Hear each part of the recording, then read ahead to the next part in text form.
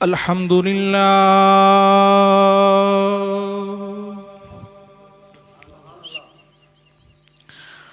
الحمد لله الذي أبدع الأفلاك والأرض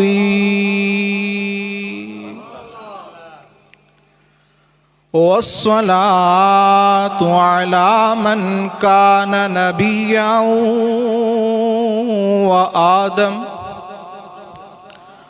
وآدم بين الماء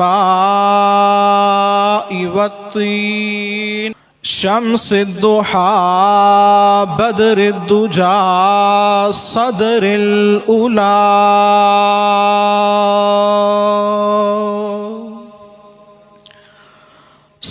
الأولى نور الهدى كهف الورى مصباح السلم جميل الشيم صاحب الجود والكرم والله عاصمه وجبريل خادمه والبراق مركبه والمعراج سفره سدرة المنتهى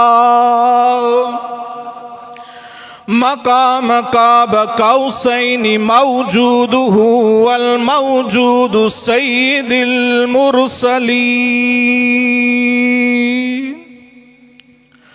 خاتم النبیین۔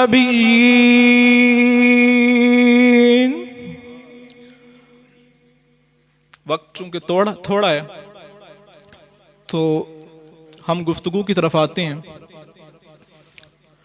سب سے پہلے اللہ تبارک و تعالی جل جلالہ وعم نوالہ وعظم شانہ واتقن برہانہ کی حمد و ثنا اور نبی اکرم نور مجسم شاہ آدم و بنی آدم صلی اللہ علیہ وآلہ وسلم کی بارگاہ میں ہدیہ عقیدت پیش کیا۔ اللہ جل مجدہ اپنی بارگاہ رب لم یزل میں قبول و منظور فرمائے۔ ایک دفعہ حضور دو عالم صلی اللہ علیہ وآلہ وسلم کی بارگاہ میں جبرائیل امین حاضر ہوئے۔ وقتاً فوقتاً حاضر ہوتے رہتے تھے، مختلف موضوعات پر گفتگو ہوتی رہتی تھی۔ ایک دفعہ جب حاضر ہوئے تو حضور دو عالم صلی اللہ علیہ وآلہ وسلم نے جبرائیل امین سے پوچھا، اے جبرائیل یہ تو بتاؤ کہ اللہ تبارک و تعالی نے تمہیں کتنی طاقتیں عطا کر رکھی ہیں؟ بڑی توجہ طلب اور بڑا زبردست سوال حضرت جبرائیل سے کیا۔ اور جبرائیل وہ جبرائیل ہیں کہ جو پر اگر پھیلائیں، اپنے نورانی پروں کو پھیلائیں تو مشرق و مغرب بھر جائیں ان کے پروں سے۔ جبرائیل سے حضور پوچھ رہے ہیں، جبرائیل بتاؤ تو صحیح کہ اللہ تبارک و تعالی نے تمہیں کتنی طاقتوں سے نوازا ہے؟ تو جبرائیل عرض کرتے ہیں، یا رسول کریم صلی اللہ علیہ وسلم، اللہ تبارک و تعالی نے مجھے اتنی طاقتیں دی ہیں کہ زمین پہ جتنے ریت کے ذرے ہیں میں ہر ریت کے ذرے کو گن سکتا ہوں، درختوں پہ جتنے پتے ہیں میں ہر پتے کو گن سکتا ہوں، اور دریاؤں کے اندر پانی کے جتنے قطرے ہیں میں ہر پانی کے قطرے کو بھی گن سکتا ہوں۔ اتنی اللہ تبارک و تعالی نے مجھے طاقتیں عطا فرما رکھی ہیں۔ اب حضور دو عالم صلی اللہ علیہ وآلہ وسلم جبرائیل سے پوچھتے ہیں، اے جبرائیل کوئی چیز ایسی بھی ہے کہ جس کی طاقت تمہارے پاس بھی نہیں؟ بڑی توجہ طلب یہ بات ہے آپ سب کے لیے۔ اے جبرائیل کوئی چیز ایسی بھی ہے کہ جس کی طاقت تمہارے پاس بھی نہیں؟ تو جبرائیل امین عرض کرتے ہیں، یا رسول کریم صلی اللہ علیہ وسلم ایک چیز ایسی ہے کہ جس کی طاقت میرے پاس بھی نہیں، جس کی طاقت نہیں ہے میرے پاس۔ حضور پوچھتے ہیں، جبرائیل وہ کون سی چیز ہے؟ جبرائیل عرض کرتے ہیں، یا رسول کریم صلی اللہ علیہ وسلم جب آپ کا کوئی امتی آپ پر درود و سلام کے نذرانے پیش کرتا ہے، اللہ تبارک و تعالی آسمان سے اس پہ اتنی رحمت نازل فرماتا ہے کہ میں ان کو شمار نہیں کر سکتا۔ تو اندازہ لگائیے کہ محبت سے اگر کوئی درود پاک پڑھے تو اللہ تعالیٰ اس پہ کتنی رحمتیں نازل فرماتا ہے۔ خیر، آج کے جو ہم یہاں بیٹھے ہیں تو مرحومہ کے اصال ثواب کے لیے اللہ تبارک و تعالیٰ ان کی بے حساب و کتاب بخشش اور مغفرت فرمائے۔ عبد القدوس صاحب کا جو ان سے رشتہ ہے وہ ایک ماں اور بیٹے کا رشتہ ہے، ایک والدہ اور بیٹے کا رشتہ ہے۔ اور آپ میرے ساتھ اختلاف نہیں کریں گے اس بات میں کہ دنیا کے جتنے رشتے ہیں، جتنے رشتے، ان میں سب سے زیادہ مقدس رشتہ، سب سے زیادہ محبوب ترین رشتہ وہ یہی رشتہ ہے، ماں اور اس کے بیٹے کا رشتہ۔ حضور دو عالم صلی اللہ علیہ وآلہ وسلم صحابہ کرام کے جھرمٹ میں جلوہ فرما ہیں، تو حضور علیہ الصلوۃ والسلام نے ارشاد فرمایا کہ جو کوئی شخص محبت بری نگاہ سے، جو بھی بندہ، اب اس میں ایسا نہیں ہے کہ کوئی ولی دیکھے گا، کوئی 5 نماز پڑھنے والا دیکھے گا یا کوئی فلان، نہیں، حضور نے فرمایا جو بھی بندہ محبت بری نگاہ سے اپنے والدین کو یا دونوں میں سے ایک کو دیکھے گا، اللہ تبارک و تعالی اسے حج مقبول کا ثواب عطا فرمائے گا۔ دیکھیں نا، بندے اتنے دور جاتے ہیں حج کرنے کے لیے، لیکن پھر بھی لاکھوں روپے لگائے، لیکن پھر بھی کوئی آ کے یہ نہیں کہہ سکتا کہ میرا حج قبول ہو گیا۔ یہ تو کہتے ہیں سارے کہ حج کر کے آئے ہیں، لیکن کبھی کوئی سنا آپ نے کوئی بندہ کہتا ہو حج قبول ہو گیا؟ کوئی بھی بندہ نہیں کہتا۔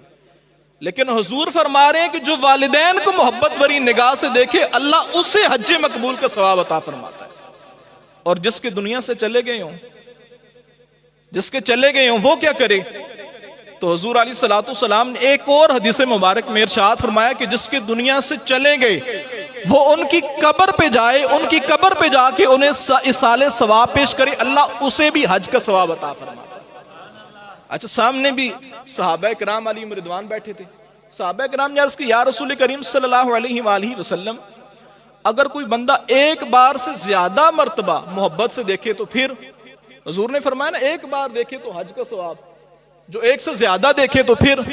تو میرے اور آپ کے پیارے آقا دو عالم صلی اللہ علیہ وآلہ وسلم نے ارشاد فرمایا کہ اللہ تبارک و تعالی بڑا غفور الرحیم، بڑا ارحم الراحمین ہے، تم جتنی بار دیکھو گے ہر بار کے صدقے حج مقبول کا ثواب عطا۔ تو لہٰذا یہ والدین دنیا کے اندر انسان کو چاہیے کہ ان کی قدر کر لینی چاہیے۔ جنہوں نے قدر نہیں کی، یقین مانیے ان کی دنیا بھی آخرت، دنیا بھی برباد اور آخرت بھی برباد۔ دنیا کے اندر اس کے بعد پھر بے شک انسان حج کر لے، وہ چاہے جتنی مرضی ہے نیکیاں کر لے، اگر والدین کی قدر اس نے نہ کی تو پھر اس کی دنیا بھی برباد۔ یعنی دیکھیں نا، انسان جتنے بھی گناہ کرتا ہے، ہر گناہ کی سزا اللہ تعالیٰ نے آخرت کے لیے رکھی ہوئی ہے۔ دنیا میں اس کے پاس طرح طرح کی آسائشیں ہوں گی، ہر چیز ہوگی، لیکن ایک گناہ ایسا ہے کہ جس کا بدلہ اسے دنیا میں ملے گا۔ ایک چیز ایسی ہے، وہ ایک تھا نا، والد اور اس کا بیٹا بیٹھے ہوئے تھے، تو بیٹا نا ایک ڈرائنگ کر رہا تھا کچھ، تو ڈرائنگ اس نے ایک گھر بنایا، تو باپ نے جب دیکھا تو اس نے بیٹے کی بڑی تعریف کی، بڑا پیارا یہ ڈرائنگ کیا، یہ گھر بنایا، چھوٹے بچے نہیں ڈرائنگ کرتے کاپیوں پہ، بڑا پیارا بنایا ہے، تو بیٹا یہ چھوٹا سا کیا بنایا ہے اس گھر کے اندر؟ اس نے کہا جی یہ سٹور روم بنایا ہے۔ کہ سٹور روم مطلب جس میں کوئی کاٹ کباڑ فالتو چیزیں رکھتے ہیں، یہ سٹور روم کس کے لیے بنایا ہے؟ وہ بیٹا کہنے لگا ابا جی آپ کے لیے بنایا ہے۔ باپ حیران، یہ میری اولاد ہے، اس کو میں نے اتنے عالی شان گھر میں رکھا ہوا ہے اور یہ مجھے کیا کہہ رہا ہے کہ میں نے آپ کے لیے سٹور روم بنایا؟ تو اس نے پوچھا کیوں؟ تو بیٹے نے جواب دیا کہ ابا جی آپ نے بھی تو اپنے والد والدہ کو سٹور میں رکھا ہوا ہے نا۔ تو میں نے آپ کو بتایا نا کہ دنیا کا جتنے بھی گناہ ہیں، ہر گناہ کا جو عذاب ہے وہ اللہ نے آخرت کے لیے رکھا ہوا ہے، لیکن یہ والدین کی نافرمانی یہ ایسا گناہ ہے کہ اللہ تبارک و تعالی اس کا بدلہ بندے کو دنیا کے اندر عطا کرتا ہے۔ دنیا کے اندر وہ بندہ سزا بھگتتا ہے، اس کو وہ عذاب ملتا ہے، اور وہ اس کی اپنی اولاد کی صورت میں ملتا ہے۔ آج بعض اوقات ہم کہتے ہیں نا میری اولاد بڑی یوں کر رہی ہے تو یوں کر رہی ہے، لوگ آتے ہیں، کتنے عورتیں آتی ہیں گھروں سے آ کے کہتی ہیں کہ وہ بچہ گالیاں دے رہا ہے، بچہ یوں کر رہا ہے، بچہ یوں کر رہا ہے۔ تو کہیں ایسا تو نہیں کہ شروع میں ہم نے ہی اپنے والدین کے ساتھ ایسا سلوک کیا؟ وہ مالک بن دینار رحمت اللہ علیہ حج کرنے کے لیے گئے نا، جب حج کر چکے، مکمل حج کر لیا، اب ان کی زندگی کا یہ 60واں حج تھا، 60 حج انہوں نے کیے۔ جب 60واں حج کر چکے تو رات کو سوئے تو خواب آیا، خواب میں ایک آواز آئی کہ اے مالک بن دینار، ایک شخص ہے اس کا حج قبول نہیں ہوا، باقی ہر بندے کا حج اللہ نے قبول کر لیا۔ मालिक बिन दिनार रहमतुल्लाह अलैह जब सुबह उठे तो वो ख्वाब याद आया, बड़े परेशान, सोचने लगे कि मैं ही तो वो बंदा नहीं हूं जिसका हज कबूल ना हुआ हो, बाकी सब का कबूल हो गया। तो सारा दिन इसी कश्मकश में गुजरा कि पता नहीं मेरा हज कबूल हुआ नहीं हुआ। रात दोबारा सोई, दोबारा ख्वाब आई, फिर किसी कहने वाले ने कहा क्या मालिक बिन दिनार तेरा हज कबूल हो गया है, वो फुला शख्स है मोहम्मद बिन हारून, बल्ख का रहने वाला वो बंदा है, उसका हज कबूल नहीं हुआ, जाके उस बंदे को ये खबर सुना दो। मोहम्मद बिन हारून को ढूंढते ढूंढते सुबह मालिक बिन दिनार गए, जो ना खैमे लगे हुए होते हैं हर मुल्क के अलग अलग के, ये फलां मुल्क के बंदे हैं, ये फलां के, तो उस वक्त भी खैमे हुआ करते थे। तो वो मालिक बिन दिनार ढूंढते ढूंढते जब बल्ख के खैमों के पास पहुंचे तो वहां जाके उन्होंने ना पूछा कि मोहम्मद बिन हारून कौन है। उन लोगों ने कहा जी वो तो बड़ा नेक आदमी है, कहीं अकेले में बैठा अल्लाह की इबादत कर रहा होगा। बड़े हैरान हुए, रब कह रहा है हज कबूल नहीं हुआ, और लोग उस बंदे की बड़ी तारीफें कर रहे हैं कि बड़ा इबादत गुजार है, कहीं नमाज पढ़ रहा होगा, कहीं नवाफिल पढ़ रहा होगा। खैर ढूंढते ढूंढते पहुंचे जी, देखा कि सामने मोहम्मद बिन हारून है और उसका चेहरा किबले की जानिब है और नमाज पढ़ रहा है। अब मालिक बिन दिनार पीछे खड़े हो गए कि जब नमाज पढ़ चुकेगा तो इसको इसके रब का पैगाम सुनाऊंगा। अब तवज्जो कीजिएगा जरा, मालिक बिन दिनार पीछे खड़े हैं और वो मोहम्मद बिन हारून आगे खड़ा नमाज पढ़ रहा है। अब ये मोहम्मद बिन हारून ने नमाज पढ़ी, जब नमाज मुकम्मल की अभी पीछे मुड़ के देखा नहीं अभी पीछे मुड़ के, पहले ही आगे किबले की तरफ मुंह है और पुकार के कहते हैं, ए मालिक बिन दिनार, रब का पैगाम लेके आ गए हो कि मेरा हज अल्लाह की बारगाह में कबूल नहीं हुआ। अब मालिक बिन दिनार और हैरान है, परेशान है कि मैंने तो पैगाम दिया ही नहीं, सुनाया ही नहीं, इस बंदे को कैसे पता चला। तो मालिक बिन दिनार ने यही सवाल उस बंदे से किया, तो मोहम्मद बिन हारून कहने लगा कि ए मालिक बिन दिनार, तुम कोई पहले आदमी नहीं हो। वो बंदा मोहम्मद बिन हारून कहने लगा कि मैं 24 साल से हज कर रहा हूं, तवज्जो कीजिएगा, 24 साल से हज कर रहा हूं, हर साल हज के बाद अल्लाह का कोई ना कोई बंदा आके ये पैगाम देता है कि ए मोहम्मद बिन हारून तेरा हज कबूल नहीं हुआ। लेकिन ना हज जैसी अजीम इबादत सारी जिंदगी हमारी कोशिश होती है कि हम एक दफा कर लें। मोहम्मद बिन हारून कहने लगा मैं जो 24 साल हो गए 24 हज कर चुका, लेकिन एक हज भी कबूल नहीं हुआ। हर साल हज के बाद कोई ना कोई बंदा ये पैगाम लेके आ जाता है। मालिक बिन दिनार ने कहा कि आखिर तेरा हज कबूल क्यों नहीं होता।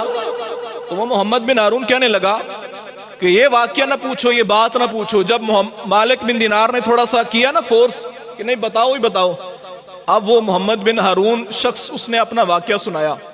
उसने कहा कि कुछ अरसा कबल, आज से कुछ साल पहले अल्लाह तबारक व तआला ने मुझे मालो दौलत से नवाजा।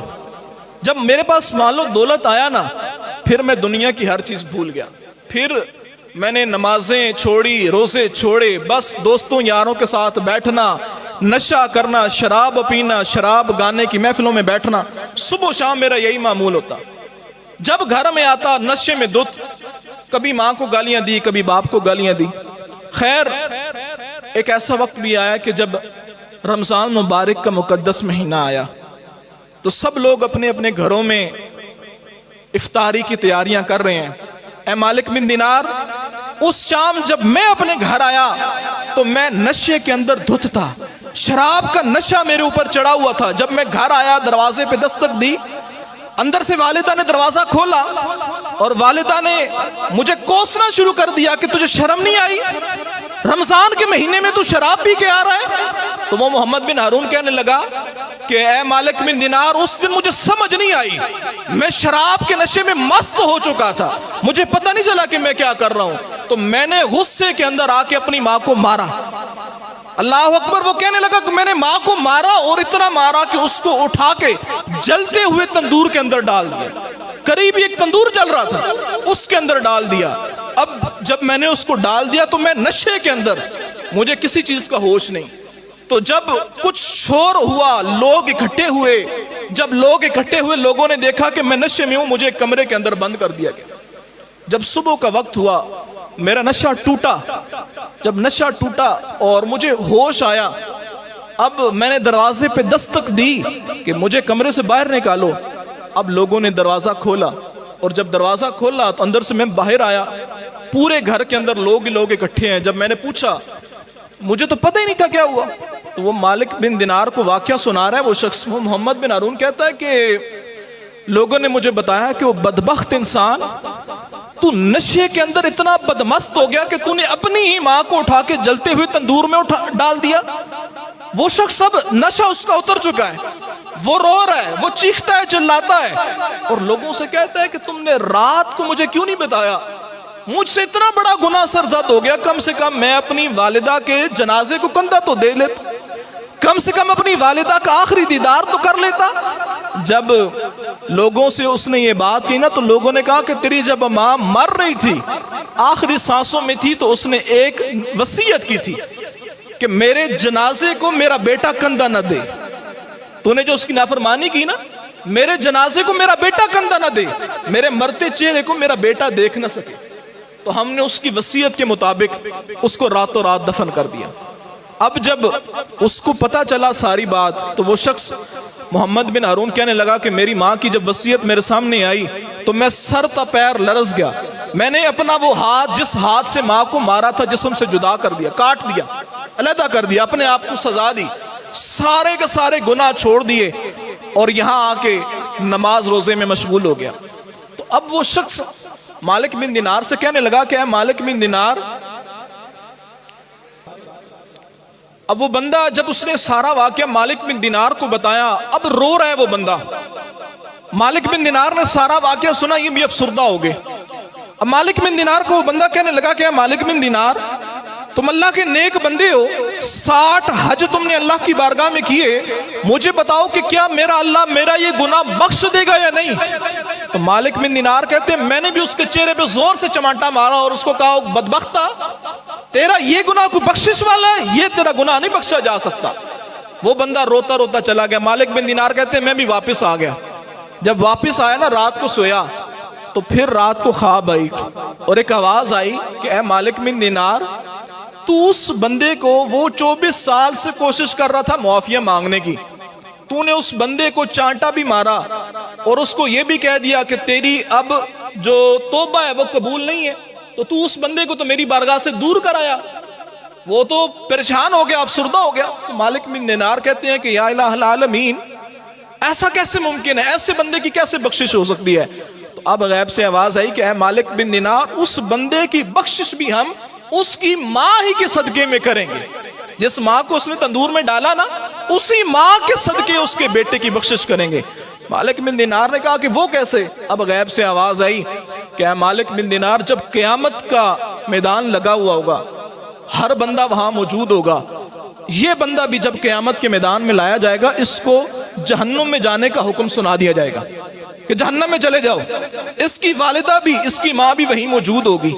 اب یہ بندہ, اس کی ماں نے اسے معاف نہیں کیا ہوگا, ظاہر سی بات ہے اتنا بڑا گناہ کیا, اس کی ماں نے اسے معاف نہیں کیا ہوگا, تو اسے جہنم میں جانے کا حکم سنا دیا جائے گا. اب جب جہنم میں جا رہا ہوگا نا, تو رو کے اب اس ٹائم ماں سے فریاد کرے گا کہ اے میری ماں, مجھ سے غلطی ہو گئی, مجھے معاف کر دے, وگرنہ یہ فرشتے مجھے ابھی جہنم کی آگ میں ڈال دیں گے. اب وہ جا رہا ہوگا لیکن ماں خاموش کھڑی بیٹے کو دیکھ رہی ہے. بیٹا جہنم کی طرف جا رہا ہے اور بار بار پلٹ کے پیچھے اپنی والدہ کو دیکھ رہا ہے کہ ابھی میری ماں مجھے معاف کر دے گی, ابھی میری ماں مجھے معاف کر دے گی. اب غیب سے آواز آتی ہے کہ اے مالک بن دینار, اس ماں کو اپنے اس بیٹے پہ اس آخری لمحے میں ترس آ جائے گا. جب ترس آئے گا تو ماں رب کی بارگاہ میں عرض کرے گی اے الہ العالمین, میں نے اپنے بیٹے کو معاف کیا, تو بھی اس کو معاف کر. اندازہ لگائیے, اب جب اس کو ماں معاف کر دے گی تو پھر رب تبارک و تعالیٰ بھی اس بیٹے کو معاف کر دے گا, اس بندے کو معاف کر کے اس کو جنت میں بھیج دیا جائے گا. گفتگو بہت ساری تھی لیکن چونکہ ٹائم تھوڑا ہے, ماشاءاللہ حضرت صاحب بھی موجود ہیں خطاب کرنے کے لیے, تو میں آخری 2-3 باتیں آپ سے یہی گزارش کروں گا کہ یہ ایسا گناہ ہے جس طرح کہ میں نے آپ کو بتایا, اس کی سزا دنیا کے اندر انسان کو مل جاتی ہے. تو لہٰذا ہم سب نے کوشش کرنی ہے, حدیث مبارک ہما جنتک و نارک, چیز ایک ہے, آپ اس چیز کے ذریعے جنت میں بھی جا سکتے ہیں, دوزخ میں بھی, مرضی آپ کی ہے. ٹھیک ہے, 40-50 گزار چکے ہیں, تو جو 10-15-20 سال رہ گئے ہیں بس اتنے ہی ہیں. زندگی گزر تو ہر بندے نے جانا ہے. تو لہٰذا حضور نے فرمایا یہی دونوں تیرے لیے جنت بھی ہیں اور دوزخ بھی ہیں. اگر ان کی خدمت کرو گے تو جنت میں چلے جاؤ گے، اگر ان کی خدمت نہیں کرو گے، ان کی ناراضگی مول لوگے تو پھر جہنم میں جاؤ گے۔ اور جو والدین کا نافرمان ہوتا ہے، جب قبر میں اس کو رکھا جاتا ہے تو قبر اس طرح اس کو آپس میں دباتی ہے، اس طرح اتنے زور سے کہ اس کی ایک طرف کی پسلیاں دوسری پسلیوں میں اور دوسری پسلیاں پہلی پسلیوں میں پیوست ہو جاتی ہیں۔ اتنے زور سے والدین کے نافرمان کو قبر کے اندر قبر دباتی ہے۔ اس کی قبر میں آگ اس طرح برستی ہے کہ جس طرح آسمان سے بارش کے قطرے برس رہے ہوتے ہیں۔ یہ کوئی مشکل کام نہیں ہے والدین کو خوش کرنا۔ وہ ایک بچہ تھا نا، اس کی والدہ فوت ہو گئی یا کچھ معاملہ ہوا تو اس کے والد نے دوسری شادی کر لی۔ تو کچھ عرصے کے بعد اس بچے سے اس کے باپ نے پوچھا کہ بیٹا وہ اپنی ماں ٹھیک تھی یا یہ والی ٹھیک ہے؟ تو وہ کہنے لگا جی کہ ابا جی ایلی ٹھیک ہے، وہ ماں اپنی ٹھیک نہیں سی۔ تو والد کہنے لگا وہ تو شرم نہیں آتی تجھے، تو اپنی ماں کی برائیاں بیان کر رہا ہے، تو کیا وجہ ہے اس کو تو ٹھیک کیوں کہہ رہا ہے؟ یہ تو سگی نہیں ہے نا، مترئی ہے۔ وہ کہنے لگا کہ ابا جی یہ سچ بولتی ہے، وہ جھوٹ بولتی تھی میری ماں۔ باپ اور حیران، تو اپنی ماں پہ الزام لگا رہا تیری ماں جھوٹ بولتی تھی؟ کہ یہ سچ بولتی ہے وہ جھوٹ بولتی تھی۔ کہ اس نے کون سا سچ بولا اور اس نے کون سا جھوٹ بولا؟ تو بچہ تھا نا، وہ کہنے لگا کہ ابا جی میں، آپ کو پتہ ہے بڑی مستیاں شیطانیاں سارے بچے کرتے ہیں، تو میں اس طرح کے سارے کام سارا دن کرتا تھا، تو جب گھر میں آتا تو کوئی چیز توڑ دی، کوئی نقصان کر دیا، تو جو میری اپنی ماں تھی نا وہ مجھے کہتی تھی کہ پتر آج تمہیں مستی کیتی، آج تیرا کھانا بند ہے، آج تینوں کھانا نہ دین لگی ہیں۔ لیکن ابا جی وہ جھوٹ بول دی سی۔ تھوڑی دیر گزرنی سی نا، میں گھر چوں باہر جانا سا جس ٹائم، تو وہ والدہ وہ سارے گھر میں مجھے تلاش کرنا شروع کر دیتی تھی۔ وہ گھر سے باہر نکل کے میرے دوستوں کے گھروں میں جا کے میرا پتہ کرنا شروع کر دیتی تھی۔